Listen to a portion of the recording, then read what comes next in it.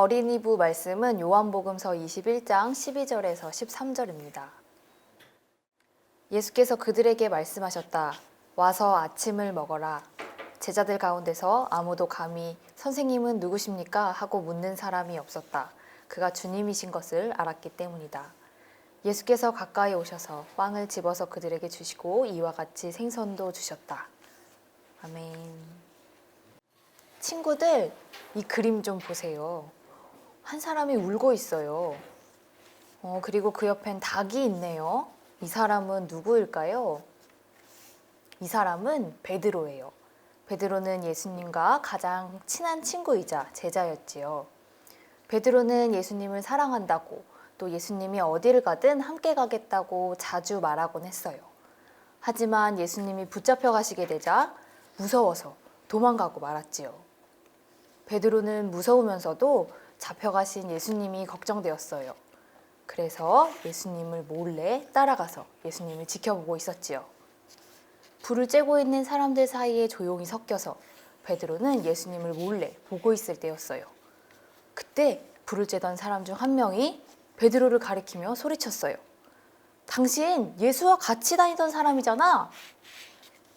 베드로는 당황해서 손을 휘저었어요.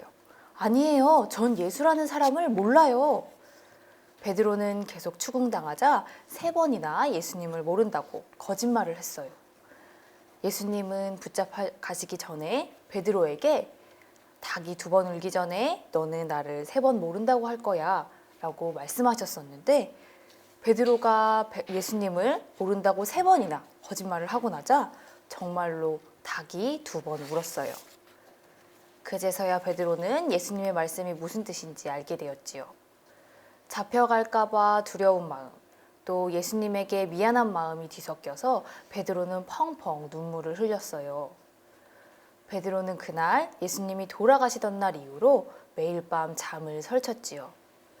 예수님을 모른다고 했던 자기 모습이 너무 못난 것 같았고, 또 예수님을 외롭게 돌아가시게 한 것이 너무 후회스러웠어요.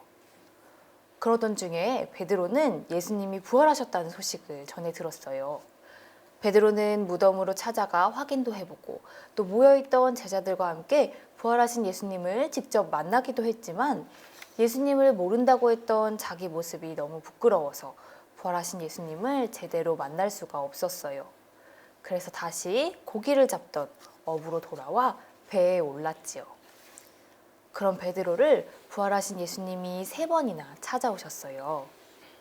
베드로가 다른 제자들과 밤새 애를 써도 물고기를 한 마리도 잡지 못한 채 아침이 밝아버린 그날이었어요. 멀리 육지에서 어떤 사람이 배에 탄 제자들과 베드로에게 큰 소리로 말했어요. 반대편에 그물을 내려보세요. 제자들이 그 말을 따라서 반대편에 그물을 내렸어요.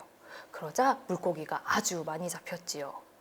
순간 제자들은 예수님과 처음 만났던 그때가 떠올랐어요. 예수님이 우리를 처음 부르실 때도 우리가 이렇게 고기를 잡고 있었는데 생각했지요. 그때 한 제자가 외쳤어요. 아, 저분은 예수님이셔. 예수님과 처음 만난 장면이 생각나서 가슴이 벅차올랐던 베드로는 예수님에게로 빨리 가고 싶어서 바다에 풍덩 뛰어들어서 예수님에게 헤엄쳐 갔어요. 베드로가 헤엄쳐서 도착해보니 예수님은 밤새도록 고생한 제자들을 위해서 따뜻하게 불을 피워놓으시고 또 생선도 굽고 빵도 준비해놓고 계셨어요. 곧 다른 제자들도 도착해서 예수님이 차려놓은 아침상을 바라봤어요. 제자들은 예수님이 돌아가실 때 예수님의 곁을 지키지 않고 모두 도망갔던 생각이 나서 고개를 들 수가 없었어요. 예수님은 그런 제자들을 따뜻하게 바라보며 말씀하셨지요. 얘들아, 와서 아침을 먹으렴. 제자들은 예수님이 차려놓으신 따뜻한 아침을 먹으면서 아주 큰 위로와 힘을 얻었어요. 예수님이 돌아가실 때 제자들은 예수님을 버리고 떠났지만 그래도 예수님은 여전히 제자들을 사랑하고 또 믿고 계신다는 것을 제자들은 아침을 먹으면서 느낄 수 있었지요. 아침을 다 먹은 베드로에게 예수님은 물어보셨어요. 베드로야, 나를 누구보다 사랑하니? 베드로는 작은 목소리로 대답했어요. 네, 예수님. 그러자 예수님이 대답하셨어요. 그렇다면 내 어린 양들을 돌보아 주렴. 그리고 예수님은 다시 물어보셨어요. 베드로야, 나를 사랑하니? 베드로가 떨리는 목소리로 대답했어요. 네, 주님. 예수님이 아시는 것처럼 저는 예수님을 사랑해요. 베드로야, 그렇다면 내 양들을 잘 돌보아 주렴. 예수님이 또 말씀하셨지요. 예수님은 또 물으셨어요. 베드로야, 나를 정말로 사랑하니? 예수님이 세 번째로 물으시자 베드로는 자기가 세 번 예수님을 모른다고 한 것이 생각나서 눈물이 날 것 같았어요. 베드로는 떨리는 목소리로 대답했지요. 주님, 주님께서는 모든 일을 다 알고 계시지요? 제가 주님을 사랑한다는 것도 아실 거예요. 그렇다면 베드로야, 내 양들을 잘 돌보아 주렴. 예수님을 세 번이나 모른다고 부인하고 나서부터 베드로는 후회와 슬픔에 사로잡혀 있었어요. 그러다가 예수님을 세 번 사랑한다고 고백하고 나자 마음이 후련해졌지요. 예수님께서 베드로에게 부탁하셨던 일, 예수님 대신 힘든 사람을 돌보는 일을 잘 해낼 용기도 생겼어요. 예수님은 주저앉은 베드로가 다시 한번 용기를 낼 수 있도록 따뜻한 아침을 배불리 먹여주시고 사랑으로 베드로를 일으켜주셨어요.